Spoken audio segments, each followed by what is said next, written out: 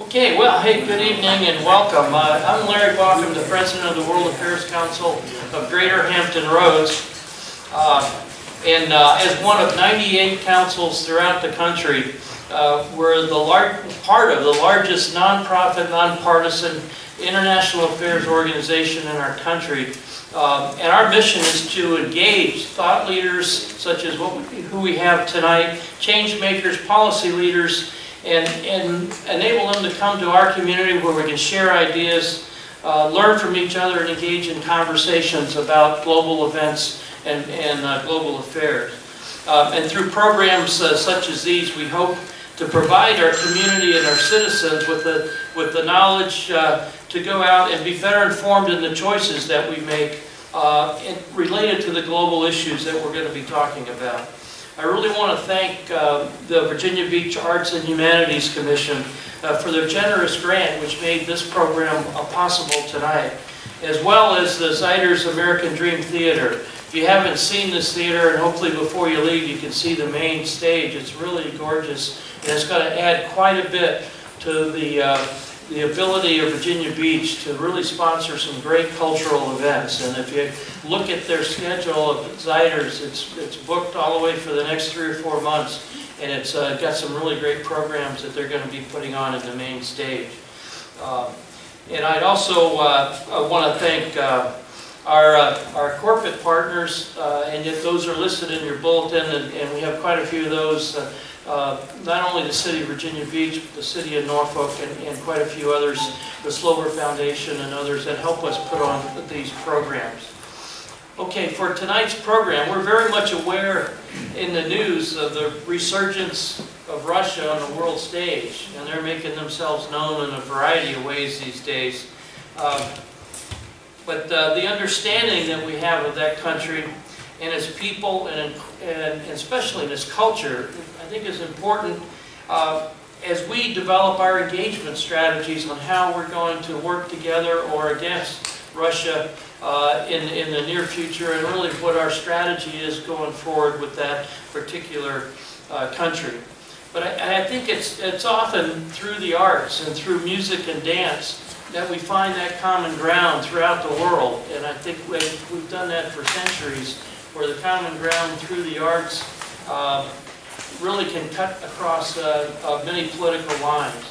And I think nothing illustrates this better than the Russian ballet. Its importance and its influence and the challenges that it's enduring today as we strive to come together as a world and as a globe through the arts.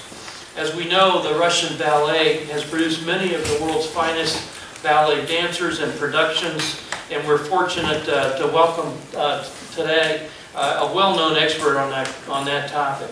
Our speaker this evening is Dr. Natalie Rouland. She's a senior advisor for the Billington Cultural Initiative at the Kennan Institute in Washington, D.C. She's a scholar of Russian literature and ballet. She holds a PhD in Slavic languages and literatures from Stanford University, and has taught literature, film, and culture courses at Stanford, Miami University, and Wellesley College. In her new book, soon to be published, it's called Power on Point, Russian Ballet from Petersburg to Paris. She presents in this book a very comprehensive study of the ballet's imperial roots, which illuminates the relationship of this spectacle to political environment going on in Russia. While contemporary Russian ballet showcases the strength of the state and the country's very rich cultural heritage, this comprehensive study, I think, will help us in our understanding of Russia's continuing role in the world, and we anxiously await for the publication of that particular book. So join me in welcoming to the Tsars American Dream Theater and the World Affairs Council, Dr. Natalie Rouland.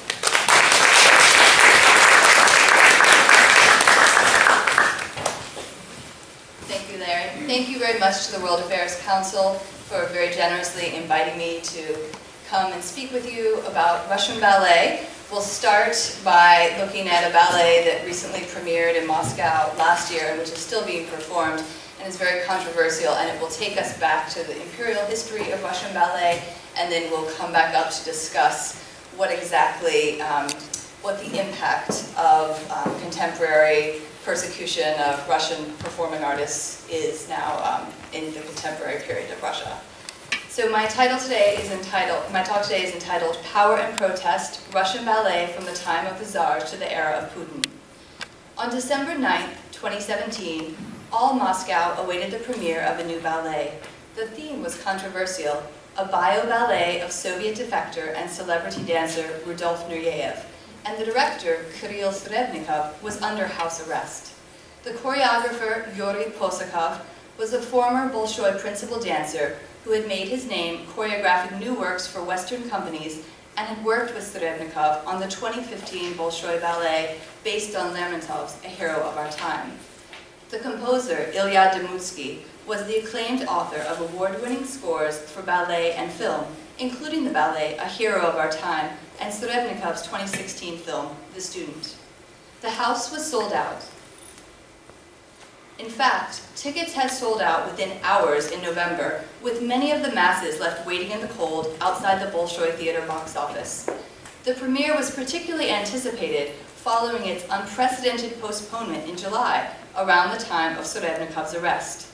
The historic theater of the Bolshoi, a ruby and gold chinned testament to the imperial era, was packed with the 0.1% in Russia. Billionaire businessmen, politicos such as Putin's press secretary Dmitry Peskov, and their female companions, an apparent advertisement of the city's top plastic surgeons.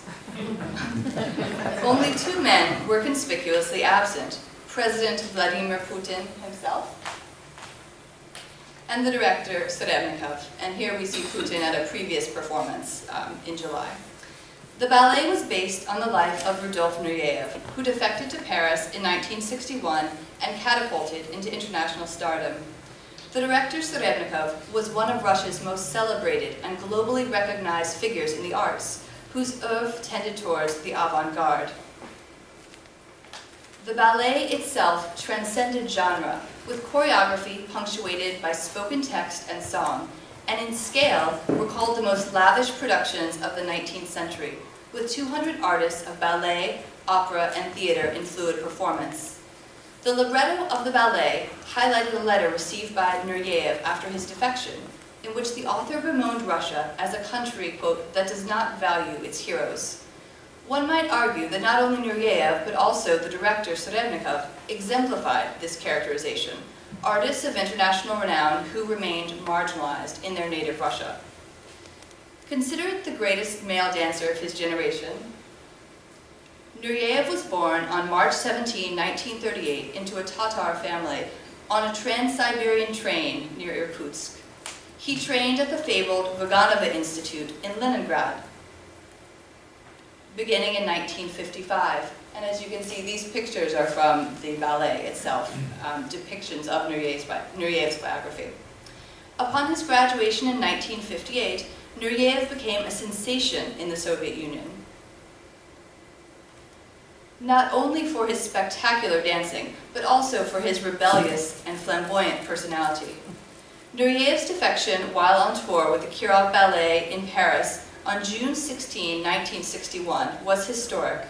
He was the first high-profile artist in the television era to defect, and the global media coverage was a perpetual embarrassment to Nikita Khrushchev. As punishment, Nureyev was not allowed to return to the Soviet Union until 1987, when Mikhail Gorbachev permitted him to visit his dying mother. Following his defection in 1961, Nureyev quickly secured a position as a principal dancer at the Royal Ballet in London, where his partnership with prima ballerina Dame Margot Fonteyn was legendary. In 1983, Nureyev attained the directorate of the Paris Opera Ballet, where his productions of Sleeping Beauty, Romeo and Juliet, and La Bayadere remain in the repertory. Upon his death from AIDS in 1993, the extension collection of art, furniture, and even an Italian island that Nureyev had purchased testified to the extent of his professional celebrity and financial wealth. The ballet adaptation of his life, a video by the Bolshoi, which we will now view, hopefully with sound, opens with an auction, a post-mortem parceling off of Nureyev's possessions, from costumes, a school workbook, photograph, to Nureyev's island on the Mediterranean. And if we don't have sound, we will actually have subtitles because it's in Russian. We just won't have the musical accompaniment.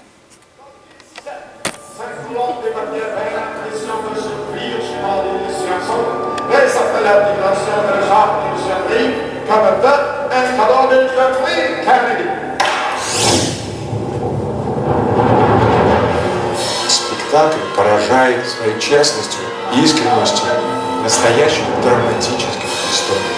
Не просто балетом, а судьбой, которая есть в этом спектакле. И это всегда попадает в сердце.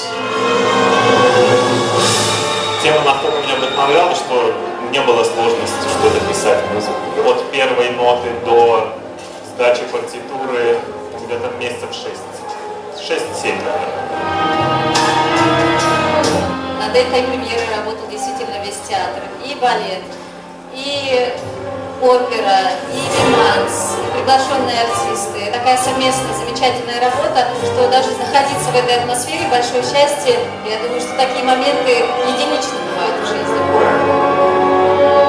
Когда я танцую, я не могу не слышать текст. Это, конечно же, начинает терзать душу и придает этому номеру большую глубину. За эти 2,5 часа я проживаю всю жизнь этого танцовщика. Восхищаюсь его работоспособностью и жаждой к творчеству, к постоянному движению. Человек невероятно жаден к работе. Всю жизнь от начала до самого ухода. Я восхищаюсь этим.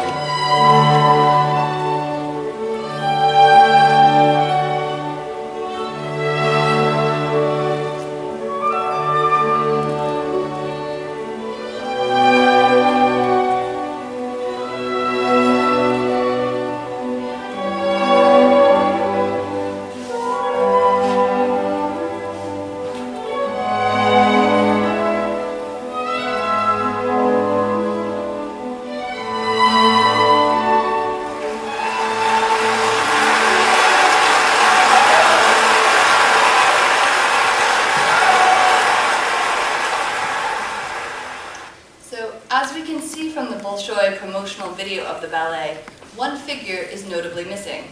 In the interviews with artists and dancers who collaborated on the production, no mention is made of the director under house arrest.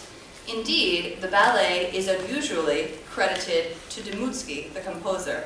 Serebrennikov is credited last, and it is notable that the English translation deviates from the Russian, which lists him as the author of the libretto, the director, and the designer. The English translation, aimed at international export, merely credits Serebrennikov as the director and designer and omits his authorship. The overall impression of the Bolshoi's video, still available on their official website, elevates the individual and highly complex journey of Nureyev to a simplistic celebration of Russian cultural achievement, the story of contemporary Russian artists coming together as a team to tell the tale of a fallen hero of the Soviet dance world. The hero excluded, both from the premiere and from the video, was Serebrennikov,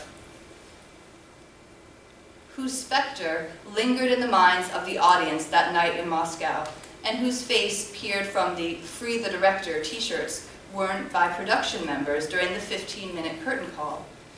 Yet despite hopes by many that he might attend the premiere, and fancies by some that he discreetly watched from the wings, Serebrennikov was in his apartment on Prichistinka Street, in compliance with the regulations of house arrest imposed on him following accusations that he embezzled 68 million rubles, over $1 million, as director of the Gogol Center in Moscow. Serebrennikov will face up to 10 years in prison if found guilty. When Serebrennikov was arrested in the summer of 2017 on embezzlement charges, it incited global media frenzy. Videos of Serebrennikov being led away by masked men proliferated alongside melancholy stills of Serebrennikov inside the defendant's cage in Basmany District Court in Moscow. Prominent Russian and international figures in the arts launched vocal campaigns to free Kirill. At a salon evening at the Wilson Center in Washington, D.C., Irina Prokhorova, editor-in-chief of the New Literary Observer and sister of former presidential hopeful and billionaire businessman Mikhail Prokhorov, declared Serebrennikov's arrest symbolic of the next stage of Russian authoritarianism, the targeted attack on cultural figures not in line with the ideology promoted by the Kremlin. Even Putin's 2018 presidential rival and dissident leader, Ksenia Sobchak, posted an Instagram photo of the premiere in support of the outcast director. Serebrennikov has been charged with the embezzlement of state funds obtained for his project Platform over the period of 2011 through 2012. While his charge is not unusual given the contradictory laws that regulate state funding in Russia, the choice of target is significant and suggests a worrisome return to an earlier era. In lieu of an expected figure of business or bureaucracy, the Russian government has selected a member of the cultural elite to persecute. The case of Serebrennikov is reminiscent of the rest of arguably the most famous Soviet director, Vsevolod Meyerhold. Like Serebrennikov, Meyerhold was a director of great innovation and vision who was arrested in 1939, tortured into confessing collaboration with British and Japanese intelligence, and executed by firing squad in 1940 during the Stalin-era purges. The charges may have changed, but the story is all too familiar. In light of the recent probes into Russian involvement in the 2016 US presidential election, the political and cultural landscape of Russia has attained a prominence unheard of since the Cold War. In preparation for his controversial re-election this past year, President Putin brought culture center stage with the arrest of Serebrennikov, who remains under house arrest as we speak. Russia's current practice of political persecution recalls the Stalinist purging of artists and intellectuals. At the same time, the delayed premiere of Serebrennikov's ballet Nureyev evokes the era of socialist realism, when all works were required to conform to a set of state-approved themes. Yet the power dynamic between ruler and performer dates back even further to the time of the Tsars, when dancers were considered imperial property, and the Tsar could literally make or break a performer's career. The moral policing of works of art in Putin's regime and the controversy surrounding one of the most prominent figures of the performing arts suggests that the intersection of culture and politics in Russia has never been more meaningful or more representative of a country in conflict. In my talk today, I will first provide a historical overview of ballet in Russia and its relationship to political structures from the time of the Tsars to the era of Putin. I will then outline a biographical sketch of Serebrennikov as well as an overview of his work in theater, film, and ballet. In particular, I will position his ballet Nureyev in the context of the current political landscape in Russia. Next, I will investigate the case against Serebrennikov, from speculation about possible motives for his arrest to the implications for the state of contemporary art and funding in Russia. Finally, I will propose the ballet and its creator as representative of a new era I would like to call Putinist realism. Nureyev the work and Serebrennikov the man may both be viewed as casualties and cautionary tales, directing other artists to comply with ideological norms or suffer censorship and censure, and prophesying ever-encroaching persecution of high culture and its most conspicuous figures. From its very origins in the French court of Louis XIV, ballet has literally embodied the power of the state. In the case of Louis XIV, this display of power was accomplished through the king's performance of ballet, complex steps, and his subsequent control of space and time through his dancing body in relationship to other members of the court. With its incorporation into 18th century Russian imperial pageantry, ballet became a symbol of state power through control of others' bodies. The dancers trained in the Imperial Theater School, founded by Catherine the Great, were considered state property, and their ballet productions were funded by the Tsarist household budget. Although ballet first appeared in Russia as early as 1673, historians mark its initial flourishing with the establishment of the first imperial ballet school by Empress Anna in 1738. The February 1842 coronation of Empress Elizabeth was even celebrated by two examples of allegorical ballet, her favorite form of theater. From its origins until its incorporation into the imperial theater system created by Catherine the Great in 1756, ballet acquired social acceptance through aristocratic dancing at balls and assemblies. Yet the pupils of the first school in St. Petersburg were the children of house serfs, and the theatrical school founded in Moscow in 1809 admitted students chosen if possible from the family of theater employees, most likely serf descendants. In Russia, perhaps even more than in Europe, the ballet mirrored Michel Foucault's mechanized military as a highly disciplined, visually examined, sexually segregated display of the Tsar's power. Indeed, during the reign of Paul I, the ballet and military merged in Paul's propensity for parades, prohibition of male dancers, and decree that ballerina Nastenka Bielova don men's clothes to play male roles. With the development of a professional cadre of serf dancers, the ballet evolved as an expression of Tsarist power. While the ballet under Paul I was characterized by military pomp, the ballet of Alexander I reflected the patriotic furor of the Napoleonic era. This period witnessed the proliferation of national ballets by Ivan Valbert, considered the first Russian choreographer, Italian composer Katerino Kavos, and Russian librettist Prince Alexander Shakovskoy. Almost a century before the barbarian invasion of Sergei Diaghilev's Ballet Russe in Paris, which first brought ballet to Western audiences, Russian ballets such as the 1814 Russian Victory, or Russians in Paris, chronicled the Russian occupation of France in the Napoleonic era.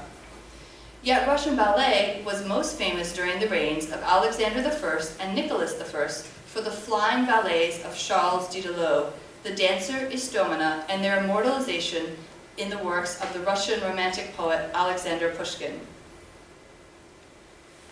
Pushkin's Russian terpsichore, Avdotya Istomina, was a ward of the Imperial Theater School and the darling of French choreographer Didelot. Russian by birth, Istomina fused the exotic lure of the Circassian maiden in The Prisoner of the Caucasus with the ideal of national beauty in Ruslan and Ludmilla, and united the bondage of the serf dancer with the freedom of balletic flight. In his Eugene Onegin, Pushkin represented Istomina suspended on the tip of one foot, resplendent, half ethereal, before executing a flying leap like the wind. As Dr. James Billington has discussed, the verses of Pushkin and the movements of Istomina gave Russians a new confidence that they were capable of surpassing the West, not only in primitive combat, but also in sophisticated cultural accomplishment. The cultural memory of ballet in the works of Romantic poet Pushkin became a bulwark that realist writers, including Lev Tolstoy, attempted to surmount in their own construction of Russianness. During the 1850s, ballet assumed greater significance as a location where Russianness, the imperial gaze, and Russian military adventurism could be marked on stage. Although national dances had been developing in Russia since the beginning of the century and was celebrated in the works of none other than Pushkin, it was effaced by the glitter of foreign celebrities who toured Russia during the reigns of Nicholas I and Alexander II. The national trend in literature and the arts celebrated pastoral images of Russian peasantry engaged in folk dance and song. And as the predominantly French and Italian ballet choreographers, composers, and star dancers became a target for writers seeking to purge foreign influences, the Imperial Theater Directorate set about remaking the image of the Imperial Ballet in a more Russian mold. During the period of imperial expansion in the reigns of Alexander II and Alexander III, ballets on Slavic themes, such as Arthur Saint-Leon's The Little Humpback Horse, existed alongside Orientalist ballets, such as Marius Petipa's Le Bayadère. The canonic 19th century Russian ballet, Swan Lake, signified both the apogee and the end of the imperial ballet tradition under the last Russian Tsar, Nicholas II. Ballet composer and librettist Tchaikovsky and Petipa's co-choreographer Lev Ivanov harkened back to the early 19th century collaborations of French, Italian, and Russian artists, and simultaneously anticipated the international artistic community of the Ballet Russe at the turn of the century in Paris. While Petipa conceived the structure of Swan Lake and contributed the unforgettable choreography of Acts 1 and 3, Ivanov's lyrical swan dances from Acts 2 and 4 influenced the iconoclastic concert piece by choreographer Michel Fokine, The Dying Swan. During this period, at the end of the 19th century, the cultural memory of serfdom remained strong even after its abolition in 1861. The core of artists performing daily on balletic, operatic, and dramatic stages were descendants of household serfs who were cultivated in imperial theater schools and considered the property of the court. Members of the increasingly raznochinцы, or mixed-rank audience, fixated on the symbolism of ballet in Russian national culture. A schism emerged between those who embraced the spectacle of autocracy and those who felt drawn to its extravagance but uncomfortable with its conspicuous display of power and their own complicity in its production. Many writers and intellectuals, uncomfortable with their positions of authorized power, assumed a different kind of power, writing against the regime by writing about ballet. Indeed, ballet may be seen as a cultural arm of, quote, the production, distribution, and violent control mechanisms the state exercised over its vast empire, binding the periphery to the metropole, as Monique Greenleaf has argued in her work on Russian theater.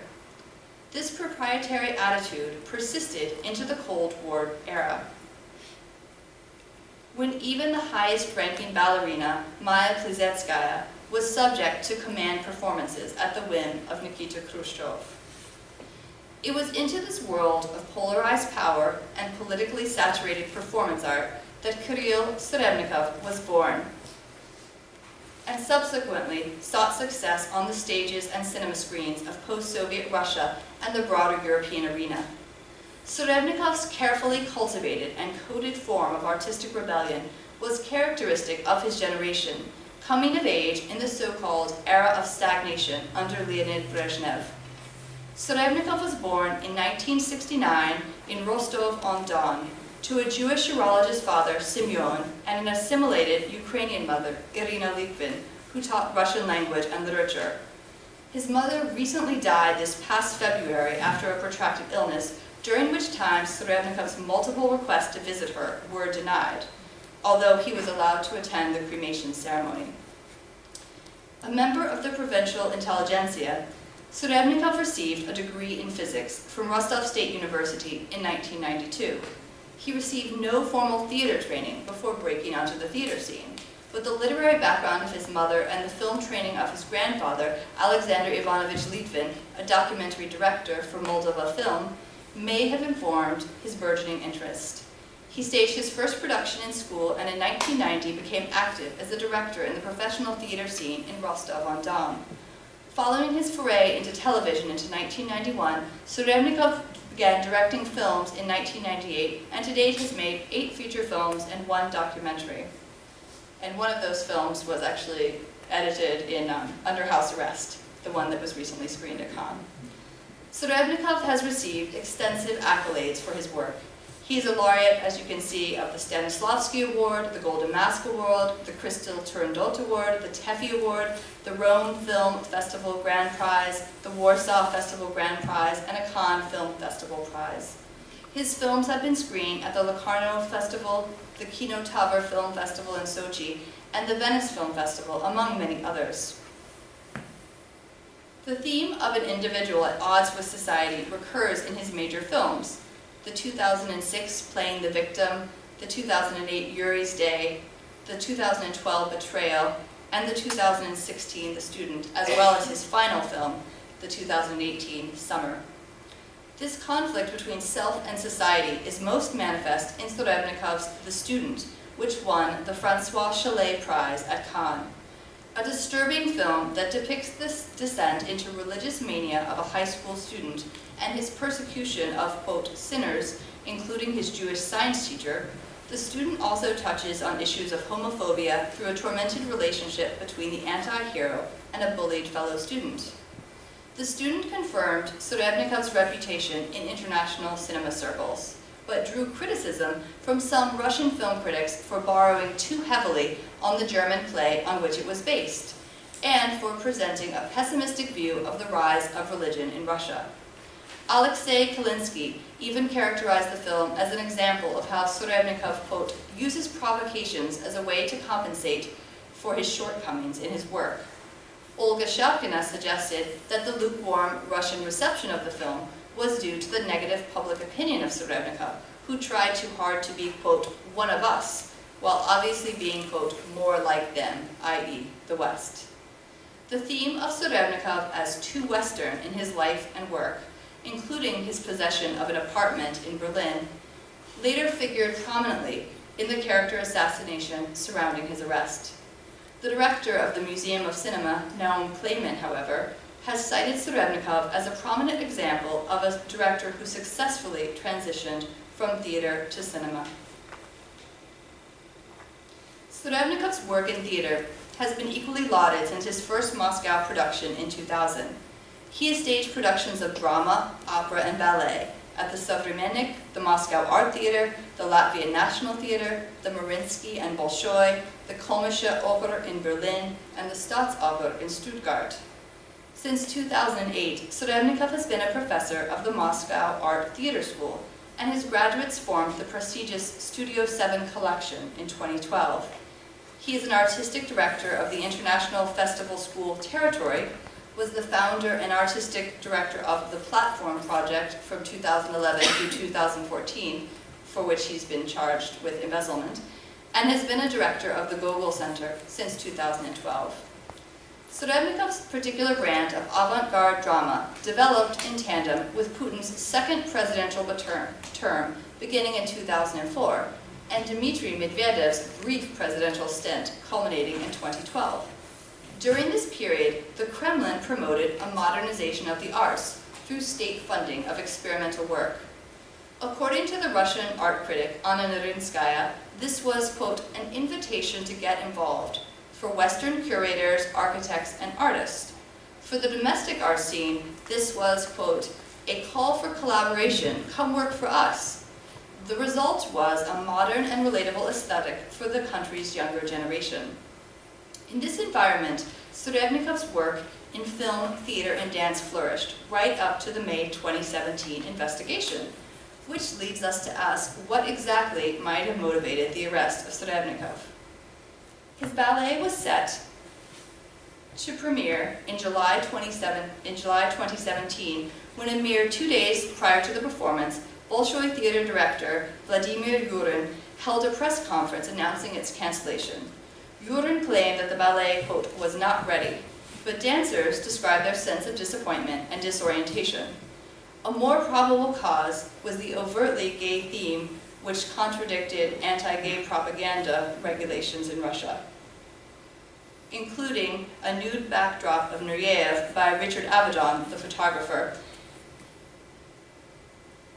and an innovative male pas de deux between Nureyev and his life partner, Royal Danish ballet dancer Erik Brun. Less discussed, but equally relevant, may have been Serebrennikov's increasing alienation of the ruling political elite. Russian theater critic Marina Davidova has argued, quote, there are serious grounds to believe it was Putin's Prime Minister of Culture, Vladimir Medinsky, and his allies in the Russian Orthodox Church and the FSB who instigated the Serebrennikov case. As such, this is not only a war waged by a new generation of officials against a free theater community. The battle is also being waged against the officials who implemented the modernization policy under Medvedev. For now, we have taken aim at your protege, but sooner or later we will get to you who dared turn great and independent Russia into a part of the decadent West. Even as Serebrennikov's film, edited under house arrest, was screened at Cannes to great critical acclaim and audience popularity, and even as 3 new performances of his ballet Nureyev will run to sold-out audiences at the Bolshoi this very weekend, Serebrennikov's continuing trial attests to the power of a new kind of censorship in contemporary Russia.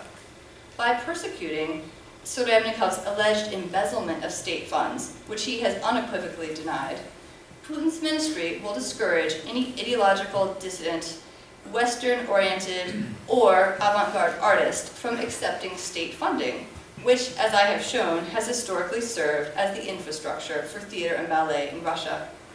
The resulting self-censorship will create a polarized environment of protest versus pro-Putin performance art. Whether innovative artists will seek audiences abroad, as Diaghilev did with the Ballet Russe in Paris and London at the beginning of the 20th century, or Nureyev and Mikhail Baryshnikov did across Europe and America in the second half of the 20th century, theater and ballet in Russia may be entering the pinnacle of Putinist realism.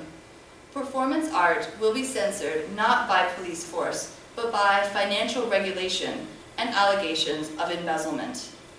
A new kind of show trial has emerged that harkens back to Stalin and that again places culture center stage in the country's search to define Russianness. When we consider contemporary persecution of Russian performing artists, however, we see a shift from aesthetic critique to ideological censorship. The case of Serebrennikov and his ballet, Nureyev, is a reminder of the slippery slope of the targeted repression of artists and intellectuals. If a director initially supported and celebrated by the state can be denied personal and artistic freedom, who remains immune from this sort of political persecution? As tensions between Russia and the US have reached a point unprecedented since the Cold War era, it is important to draw on lessons from that none too distant past. During this period of Soviet history, music and ballet functioned as a form of cultural diplomacy, manifest in the tours of Soviet dance troupes through Europe and the United States, as well as the historic return of Russian-born George Balanchine to Leningrad at the helm of his New York City Ballet. Even President John F. Kennedy recognized the importance of understanding and patronizing Soviet arts. In 1962, just a year after Nureyev's defection, President Kennedy depicted the attendance of a Soviet ballet performance as a diplomatic gesture in a letter to Khrushchev. In closing, quote, "In closing, let me say that I noticed with appreciation your friendly gesture in attending the concert offered by Benny Goodman in Moscow last week. I myself look forward to attending a performance of the Bolshoi Ballet when it comes to us in the fall." Today, the Kennedy Center stands as a living memorial to Kennedy's advocacy of the arts, as an integral part of public discourse on, quote, "our contribution to the human spirit." The arts occupy a sacred position in Russia, and the experience of art enables an international audience to access the emotional makeup and ethos of another culture. Further, the hallowed atmosphere of the concert hall or the opera house unites individual citizens in a collective body, transfixed by the pure expression of music or dance on stage, suspended in time and bound in a social ritual that has the power to transport and to transcend. While it is important to recognize and analyze the political underpinning of performance, we should not neglect the opportunity for cultural exchange and transformation by promoting the arts as an arena of cultural understanding. The story of Kirill Serebrennikov, his ballet Nureyev, and the long history of Russian ballet is a reminder for the international audience of just what is at stake when the curtain falls on Putin's final act. And here we see Putin investigating some Kalashnikovs that he compared to modern art. So, thank you very much.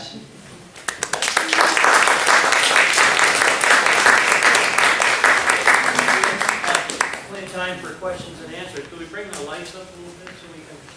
Good. Yes, sir. Go ahead. The Minister of Cultural Affairs' primary job to promote culture or to direct political things? Well, he's ultimately a political appointment, and for example, under Medvedev, there was legislation which was written promoting innovation in Russian art. And when Medinsky came in, he immediately changed everything to tradition. Every word that said innovation was changed to tradition. And so you see this turn to creating this more a return to Russia's past and this sort of great Russia, and a rejection of Western involvement in Russia.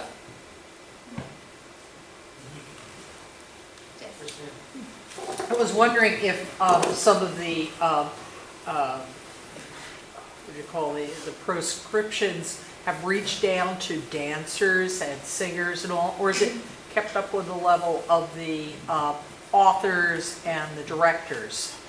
Well, that's a good question. Historically, it definitely affected the dancers. In terms of dancers in the 19th century, if they actually performed in a way which was not pleasing to the Tsar, to a minister, they would be sent away, or they would be hospitalized sometimes. So that, historically, there is a precedent for that. Now, there are all of these, at the Bolshoi there was the famous, the acid attack on the director of the Bolshoi in 2003. So we've seen a lot of scandals around the Bolshoi recently. And there definitely is a culture of the dancers always being under a kind of scrutiny in terms of their performance and their behavior, and certain ones, and it goes back to Nureyev as well. He was very famous when he was at the Vaganova Institute, and then later when he was dancing for the Kirov, for not currying favor with officials, and I mean down to petty things like not wanting to wear a specific pair of tights for his costume. Everything is very regulated, and you're supposed to perform in adherence with expectations. So let's see that. Yeah. Yes, Pat. You mentioned that state funding was the basis for the arrest, and the leverage was based on Right. that. From your own academic experience in the arts, because I know from a family perspective we've seen this, how do you view our own country's state funding of the arts and culture? Well, I think it's definitely challenging. As someone who works in the humanities as well, we see in terms of universities, jobs, tenure track positions are not being replaced. And I think there's a loss of intellectuals in our current generation because they realize that they would not be able to have stable lives, most of them, and so they've gone into other positions. I mean, even my own experience now working for the Kennan Institute rather than a traditional university. So, and they're definitely, so that's a challenge that I think we are facing now in terms of intellectual development, yes. Your presentation in Washington, was there anybody from the Russian embassy there, or did you come under any kind of criticism? Well, I haven't presented on this in Washington. This is the first time I've spoken about Serebrennikov. When I presented in Washington, I was presenting a more historical presentation about the history of Russian ballet and early 20th century innovation. So I can't imagine any criticism coming from them regarding this, or if so, I imagine those people probably would not attend the talk. That's my experience with. I'm not sure. You mentioned that Serebrennikov edited one of his films while he was under house arrest, I guess in Moscow. It struck me as very odd. Either the FSB has gotten a whole lot less efficient than the KGB was, or there's something strange going on there. Could you comment? Yeah. Oh, in terms of that he was able to do. Oh, yes. Yeah. So he's just under house arrest. He's not able to leave. Which actually, during the Soviet Union, you were not necessarily even allowed to leave your city without permission, right? So in some ways, he's under house arrest. And for example, when you compare. Gorbachev allowed Nureyev to go see his dying mother, but Putin didn't allow him to see his mother. It was sort of an interesting moment of contrast. But yeah, the editing of, he was wrapping production on it when they began investigating him. And so he'd already filmed it, and then he's just editing it, and he was allowed to go in. I think he's been allowed to go in not to work at the Gogol Center. And for example, some of the absurd details of the case which take you back to the Soviet era include the denial of so the government is claiming that essentially during this period, 2011 through 2014, the 68 million rubles were not used for 3 productions which he claimed to have put on, and they say that one production was never performed, although there are programs, there's press for the performance. It was Midsummer Night's Dream, and they're claiming that it was never actually performed, even though it was. And so, and the Russian cultural elite is actually very divided. I cite Irina Prokhorova. She's a literary scholar and an editor of a publishing house in Russia. But she definitely sees this as this next stage in Russian authoritarianism. But then there are other cultural figures who are prominent directors who think that he is guilty of embezzlement because they say that there's pretty much no way to accept state funding without violating some law, because the laws are so murky. And a humanitarian aid lawyer who was at the Wilson Center with me explained that her mother was actually a principal, and she had funding for a replacement of windows, and if they weren't done during that certain month, then that would actually be embezzlement. So like if the windows had to be replaced in December, and if they weren't replaced then, and she actually subsequently replaced them in January with the money allocated for December, that would be considered embezzlement, and she would be liable for some kind of persecution. So that's what's sort of at stake here with with these claims, and that he's consistently denied them. But then I guess, yes, does that answer?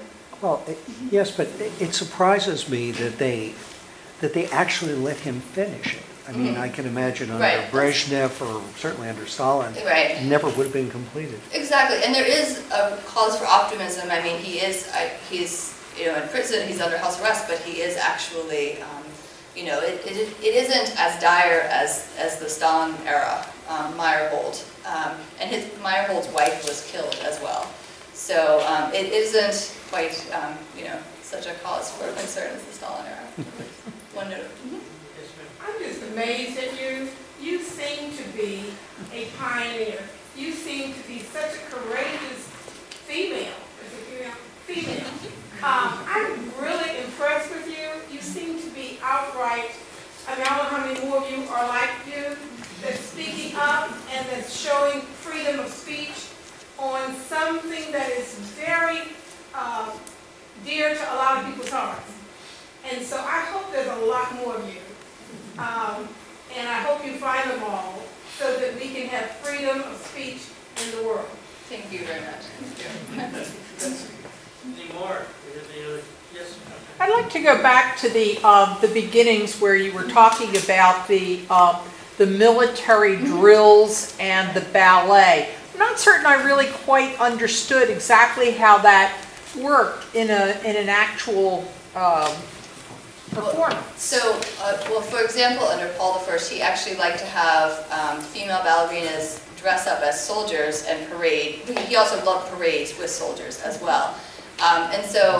But in general, that's a topic I'm interested in for future development, is the relationship between ballet and the military, because you have similar, regulation of the body, the way the body is compartmentalized, and this sort of being sort of property of the state, right? And in a kind of service. That's something that I'm definitely interested in developing further. But under Paul I, it was actually explicitly connected. He had, dancers perform in parades as soldiers, and then he had his parades, and they were kind of seamless. Interesting. Yeah. Yes.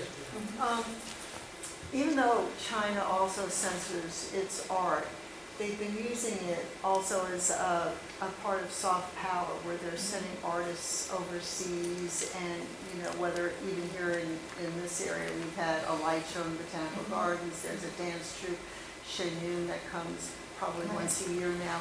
So they're kind of using it to gain a favorable view of China. Is Russia doing that? It's not under Putin at all? Right. I know they're heavily with the censorship, but are they using it to the same degree China is? I don't think it's to the same degree. I mean, I think there was the period I mentioned from Putin's second presidential term through Medvedev, when they were actually promoting Russia as a space for innovative art and for avant-garde artists, and then they were also trying to export and showcase this to the West. But then that's been that's been sort of reversed, I would say. I don't think they're using the same soft power. I mean, now you have the same, you know, the Mariinsky, the Bolshoi, they come and they perform at the Kennedy Center, and there's also Valery Gergiev, who is the artistic director of the Mariinsky, and who is a very politicized figure. He came to Washington and performed a unity concert last fall, where he played works by Russian composers, but then he also played Gershwin's Rhapsody in Blue. So it was kind of an interesting. It felt very interesting because on the one hand, you know, they were playing these kind of imperial, like Borodin's Prince Igor and things like that, and the Firebird, and then they played this classic quintessential American piece, and it felt in a way like there was a political statement, like, oh, we can also play your music as well. You know, it had a very interesting feel to it, and that was actually much protested by the Ukrainian community in Washington, because Gergiev is so pro-Russian and Well, thank you very much. On behalf of the World Affairs Council, thank you for not only a fascinating presentation, but really opening our eyes to the intersection between the cultural arts and politics in a very important country. I know I remember back at the turn of the century during my military days when I was at NATO headquarters, we looked out 20 years in the future, and this was the year 2000. We said the most important relationship between the West, NATO, the United States, 20 years from now will be our relationship with Russia. And I think through the intersection of the cultural arts and working together at that end, we might be able to get a better way forward than what we have today. But thank you. On behalf of the World Affairs we would like to present you as a prolific writer and an educator, and we wish you well on your new book coming out. Let us know when it does so that we can order copies. We have a pen set of handmade pens, which every writer ought to have, I guess. And along with that comes some paperwork describing the history and the construct of these particular special pens, really as a token of our respect and friendship from the World Affairs Council here in Hampton Roads. So thank you so much.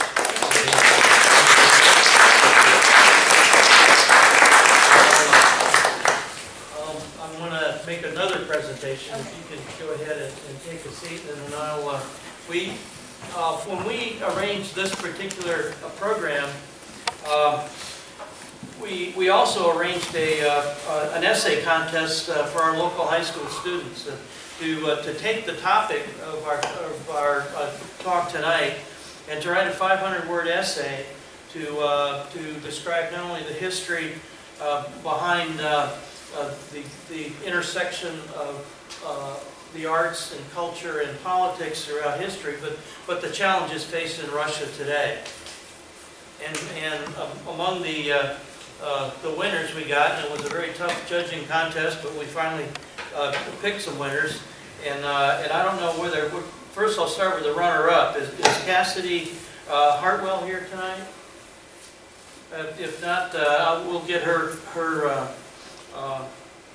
prize later. Cassidy is from Tallwood High School and did a very fine paper and really described in detail the history behind the topic we talked about tonight and the challenges faced today, really all over the world between the intersection of culture and politics.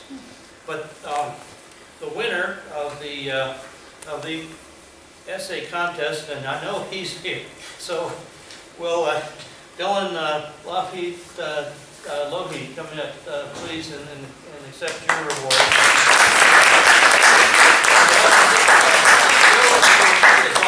It comes with a cash award and also your very own pen as well, a handmade pen with the documentation on how it was done and what the history behind it is. So I hope you'll use that in your future studies as a collector's item.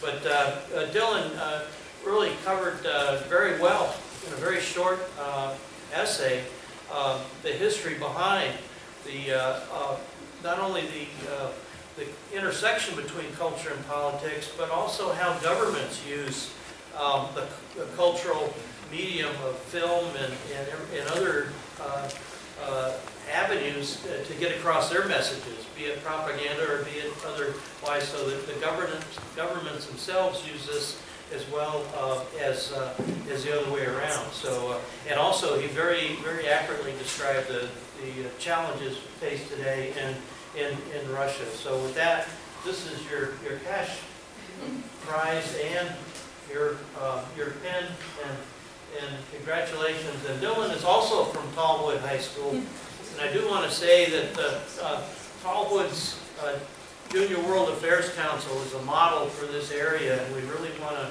expand this throughout Virginia Beach and Norfolk area, and take the Tallwood example and get our young folks more involved in world events as we move forward. Yes. Any possibility Dylan's essay might be posted on our website so the rest of us could read it? Just a thought, with his permission also, of course. Yeah, it was really difficult to judge these things, and but Dylan stood out, and so yes, I'd love to read it. We could do that for the benefit of everybody. Given we get the publicity rights from Dylan. Thank you.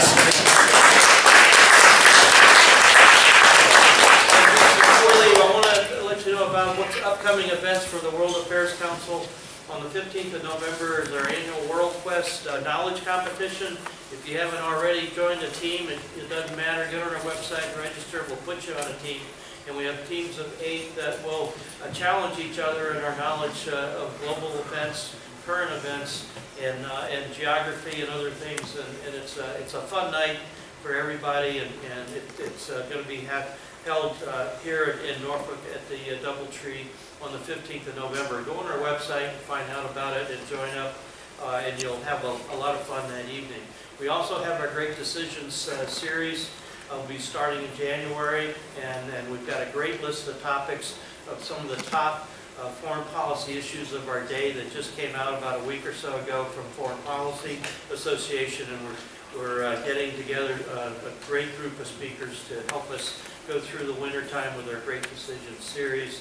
And in the spring we have the NATO Festival Banquet, which is already being planned, and we're in contact with the Secretary of Defense, and as well as the NATO Deputy Secretary General as potential speakers for that event. So we have a big event in Norfolk come next April. So monitor our website. We'll post these things there. And please, if you haven't already joined the council, please do. And we'll look forward to seeing you next time. Okay, with that, we'll end it this evening. And yes, sir. What is the venue for the Great Decisions series? Yeah, it'll be held at Norfolk Academy. Sorry, yeah, Norfolk Academy's got a great auditorium, and they let us use that each year. And we'll have an hour of a lecture, and then a break, and then an hour of discussion following that with the questions and answer discussion, with refreshments and other things. So look on our website. It's a great series to have. It's going to be held on Saturday mornings from 10 to 12 for 8 Saturdays in a row. Thank you. Yes, sir. Okay, with that, have a great evening, and we'll see you at our next event.